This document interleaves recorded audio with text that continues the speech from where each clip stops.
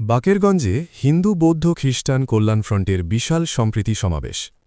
বাকেরগঞ্জ থেকে মোহাম্মদ বেল্লাল হোসেনের প্রতিবেদনে দেখুন বিস্তারিত। বাকেরগঞ্জে সাম্প্রদায়িক সম্প্রীতি বজায় রাখা এবং বৈষম্যহীন রাষ্ট্র গঠনের লক্ষ্যে এক বিশাল সম্প্রীতি সমাবেশ অনুষ্ঠিত হয়েছে। গণতন্ত্রকে প্রাতিষ্ঠানিক রূপ দেবেন, জনগণের ভোট ছাড়া নির্বাচিত হয় ক্ষমতায় থাকে, তারা জনগণের প্রতি তাদের কোনো দায়বদ্ধতা থাকে না, বলেন থাকে না। আজ শুক্রবার দিনব্যাপী বাকেরগঞ্জ উপজেলা বিএনপি কার্যালয়ে বাংলাদেশ হিন্দু বৌদ্ধ খ্রিস্টান কল্যাণ ফ্রন্ট উপজেলা শাখার উদ্যোগে এই সমাবেশের আয়োজন করা হয়।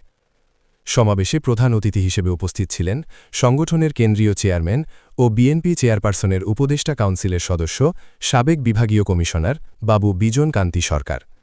প্রধান অতিথির বক্তব্যে তিনি বলেন, বাংলাদেশ সব ধর্মের মানুষের, এখানে বিভেদের কোনো স্থান নেই।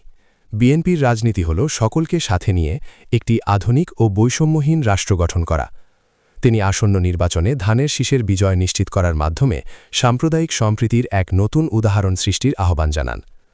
সমাবেশে প্রধান বক্তা হিসেবে বক্তব্য রাখেন বরিশাল ৬ বাকেরগঞ্জ আসনের বিএনপি মনোনীত ধানের শীষের সংসদ সদস্য প্রার্থী বীর মুক্তিযোদ্ধা আবুল হোসেন খান।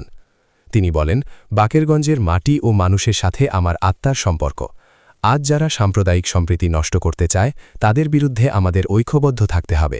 ধানের শীষ মানেই উন্নয়ন আর সকল ধর্মের মানুষের নিরাপত্তা। বাকেরগঞ্জ উপজেলা হিন্দু বৌদ্ধ খ্রিস্টান কল্যাণ ফ্রন্টের আহ্বায়ক নিমাই কীর্তনিয়ার সভাপতিত্বে এবং সদস্য সচিব গোপাল চন্দ্র দাসের সঞ্চালনায় সমাবেশে বিশেষ অতিথি হিসেবে উপস্থিত ছিলেন হিন্দু বৌদ্ধ খ্রিস্টান কল্যাণ ফ্রন্টের বরিশাল জেলা সভাপতি মন্টু চন্দ্র বৈদ্য, যুগ্ম আহ্বায়ক দেবাশিস রায় কলিন্স, বাকেরগঞ্জ উপজেলা হিন্দু বৌদ্ধ খ্রিস্টান পরিষদের সভাপতি বাবু সুনীল কুমার দাস ঝন্টু, বাবু পঙ্কজ কুমার দাস। সমাবেশে বক্তারা আসন্ন জাতীয় সংসদ নির্বাচনে ধানের শীষের প্রার্থী আবুল হোসেন খানকে বিজয়ী করতে সকল সম্প্রদায়ের মানুষকে ঐক্যবদ্ধভাবে কাজ করার শপথ নেন। ITV বাংলা।